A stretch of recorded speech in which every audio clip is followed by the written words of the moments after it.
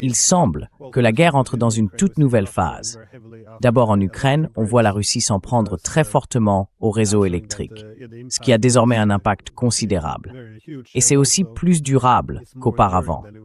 Autrement dit, la capacité à réparer tout cela ensuite, oui, cette capacité est en train d'être limitée. Mais en même temps, voyez-vous, les Européens ne sont pas encore prêts à admettre qu'ils ont perdu la guerre. Donc, ils continuent d'affirmer que l'Ukraine doit poursuivre le combat. Mais on voit aussi le président français déclarer qu'ils ont en quelque sorte reçu le signal de Moscou, les Russes disant, je crois, quelque chose comme le fait qu'ils sont désormais à portée de la colère russe.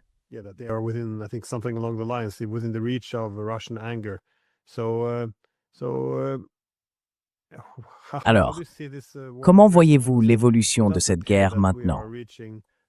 Parce qu'il semble bien que nous atteignons un point de rupture. Si l'on regarde la situation militaire, la stabilité politique, l'économie, les infrastructures électriques, tout semble se rapprocher de plus en plus d'une guerre plus directe entre les Européens et la Russie. Alors même que les Européens commencent à douter sérieusement que les Américains viendraient à leur secours. Surtout maintenant que les Européens envoient des troupes au Groenland pour le protéger de l'Amérique. Donc, beaucoup de calculs doivent être, réévalués. Comment évaluez-vous ce qui va se passer ensuite ou la prochaine étape de cette guerre? What will happen now, or the next step in this war? Eh bien, vous savez, il y a un dicton russe, la faim arrive au milieu du dîner.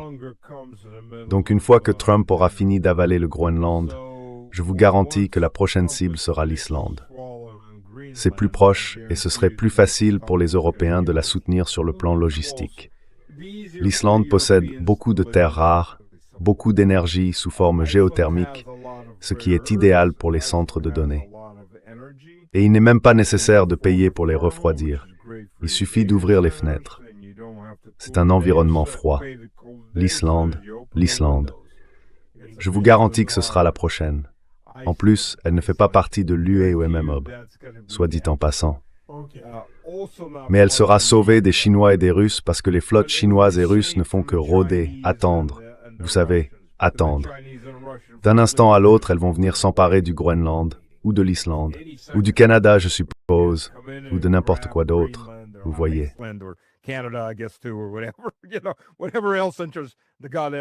Quoi qu'il en soit, tout ce qui traverse l'esprit du Dieu empereur de l'humanité pour la journée. En ce qui concerne l'Ukraine, je ne vais pas dire qu'ils peuvent la sauver, mais la seule chose qu'ils peuvent faire pour stabiliser le front, au moins pendant un certain temps, c'est que les Européens commencent simplement à y verser tout ce qu'ils ont. Et ce n'est qu'un pansement sur une plaie à la jugulaire. La question, c'est combien de temps cela va empêcher le sang de couler? Pas très longtemps, parce qu'ils se feront détruire de la même manière. Parce qu'encore une fois, ce que la plupart des gens... Vous savez, il y a un dicton, les amateurs débattent de tactique ou de stratégie, les professionnels débattent de logistique. Parce que, qu'on le veuille ou non, les armées modernes, même en remontant jusqu'aux légions romaines, vivent et meurent toutes par la logistique. Vous ne pouvez pas nourrir vos troupes. Et vous savez, si l'on pense au Moyen-Âge et après, il n'y avait pas vraiment grand-chose à fournir en dehors de la nourriture.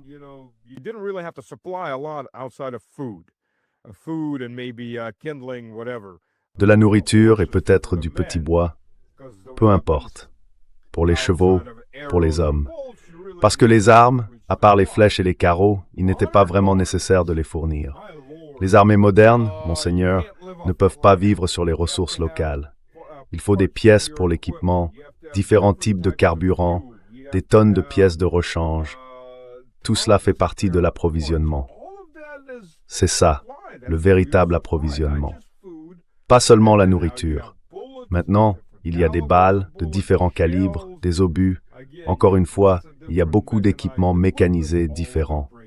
Tout cela tombe en panne, tout cela doit être réparé. L'Ukraine est un cauchemar, au-delà de tout cauchemar d'officiers logistiques, parce que l'Ukraine possède une multitude d'équipements provenant de différents pays, avec des plateformes différentes, Et chacun s'est dit, « Tiens, prends quelques chars. Ah, il te faut des pièces de rechange pour cela. Mince, on n'en a pas. »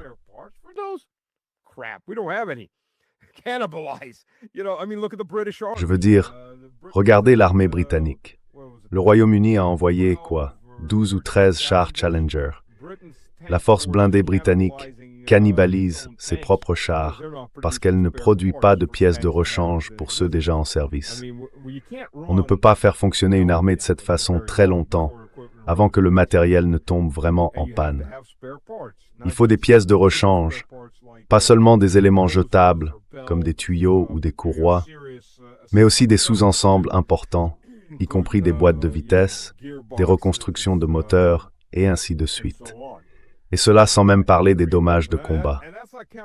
Les dommages de combat, c'est une toute autre réalité. Ici, il s'agit simplement de l'usure normale. Donc, vous savez, l'armée ukrainienne, elle en est essentiellement réduite à l'infanterie en ce moment. Heureusement, pour l'infanterie, on n'a pas besoin d'autant de pièces de rechange. Il suffit juste de nouveaux fantassins.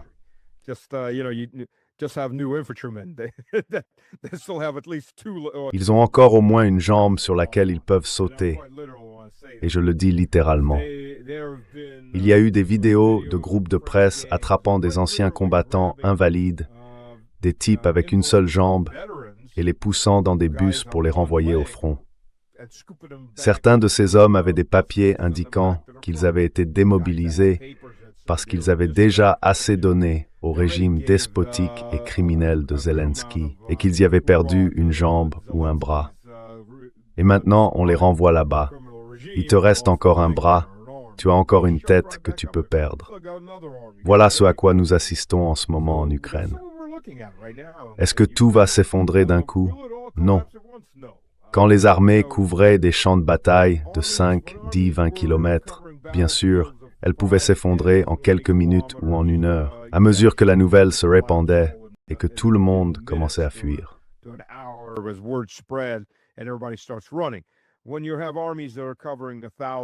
Quand on a des armées qui s'étendent sur un millier de kilomètres, bien sûr que non. Ça ne fonctionne pas comme ça. En plus, à l'intérieur, les communications sont contrôlées. Mais il y aura des fronts ou des sections de front qui vont commencer à s'effondrer. C'est déjà le cas. Et ensuite, il y aura des avancées, puis encore d'autres avancées. L'armée russe reste très prudente dans ces zones de progression, car l'Ukraine dispose encore de quelques réserves. Et elle ne veut pas s'aventurer trop loin, offrir à l'Ukraine une victoire médiatique et perdre ses propres troupes. Mais l'usure est quotidienne. Chaque jour, l'Ukraine perd environ 1000 à 1500 soldats tués. Et cela ne compte pas les blessés. Il faut au moins doubler ce chiffre pour les blessés qui ne reviendront pas.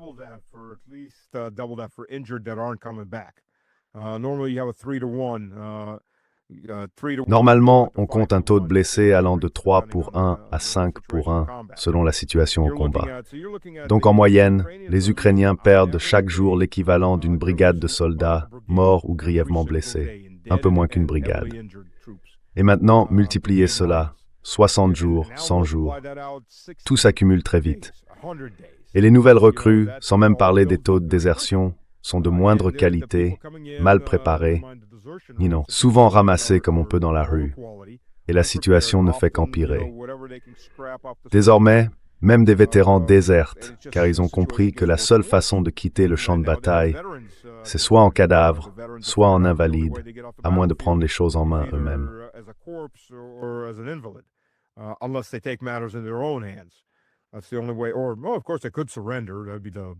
C'est la seule solution. Ou bien sûr, ils pourraient se rendre. Ce serait la chose intelligente à faire. Beaucoup d'entre eux ne semblent pas avoir ce soutien mental, cet instinct de survie. Voilà la situation. Cela va continuer à empirer. Ils se trouvent maintenant dans la zone à l'extérieur de Krasny Lyman, qu'ils avaient en partie renforcée à Izium. Mais si l'on descend la ligne, sans encore regarder vers Kharkiv et Sumy, ces positions fortifiées majeures ont disparu. C'est fini. Ils les ont toutes perdues, sauf Sloviansk, Kramatorsk et Kostiantynivka, et ce n'est qu'une mince bande au nord. Le reste de cette ligne vers le sud,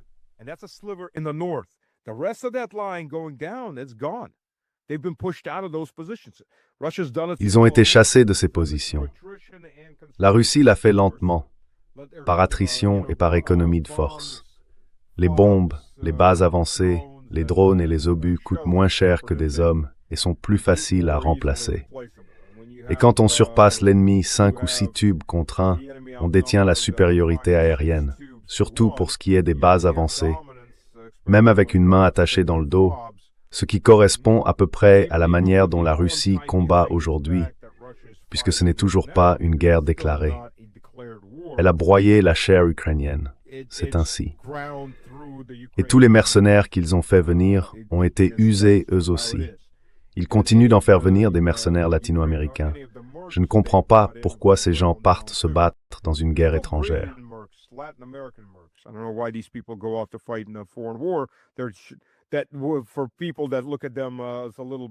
Pour des gens qui les considèrent à peine supérieurs à des babouins, puis les envoient dans des attaques suicides. Je veux dire, il y a beaucoup de vidéos publiées par des mercenaires colombiens, brésiliens et vénézuéliens, criant « Sortez-moi d'ici ». Tu sais, je devais garder un dépôt et maintenant je suis dans une escouade suicide, ou des blessés simplement allongés là. Je me souviens de l'un d'eux, son compagnon d'armes est mort et en train de pourrir. Il est resté là un deuxième jour, les deux jambes transpercées par des balles, et les Ukrainiens passent juste à côté de lui, en retraite. Il dit, « Ils ne viendront pas me chercher, ils ne me ramèneront même pas à l'arrière. C'est fini pour moi, je saigne. »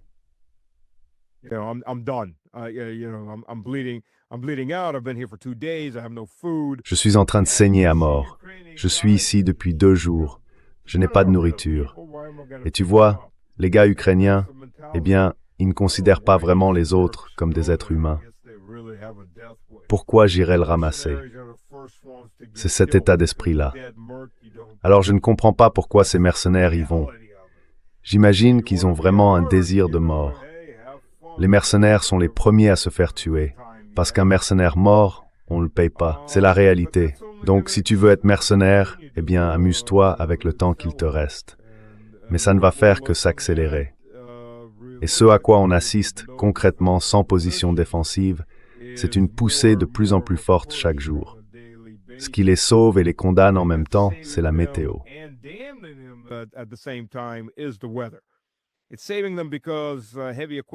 Cela les sauve, car les engins lourds ne peuvent pas vraiment se déplacer non plus, depuis le côté russe bien sûr, à travers ce genre de champs. Il en va de même pour le matériel occidental. Le matériel occidental est défectueux dans ces zones depuis la Seconde Guerre mondiale. Il est trop lourd et utilise des chenilles étroites, donc il s'enfonce. Les nazis avaient exactement le même problème. J'imagine que personne n'a jamais tiré la leçon. Le matériel russe a des chenilles plus larges. Il fonctionne mieux, mais il se bloque quand même. Il traverse mieux, mais cela reste un problème. Donc tant que le sol ne sera pas sec, ou qu'un vrai gel dur ne se sera pas installé, on ne verra pas beaucoup d'engins lourds se déplacer.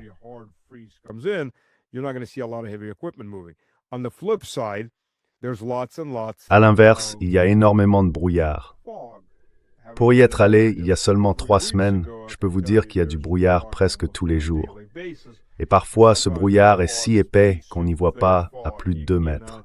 Les drones ne volent pas dans le brouillard. Les drones ne volent pas sous la pluie. Les drones ne volent pas par vent fort. Ils ne volent tout simplement pas.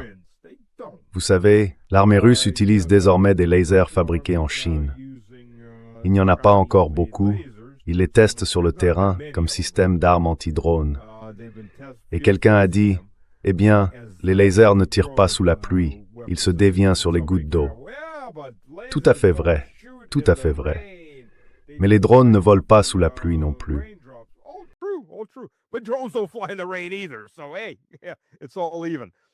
Alors bon, tout est à égalité. Et c'est la situation actuelle.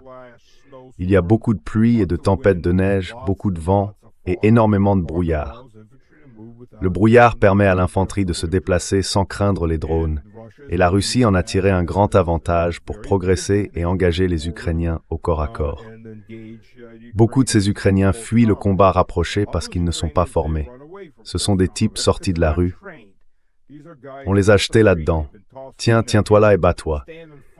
Quand des vétérans leur foncent dessus, ils craquent, se rendent ou meurent sur place. Voilà ce qui arrive quand on envoie des gens complètement non préparés. That's what happens when you throw in absolutely unprepared people.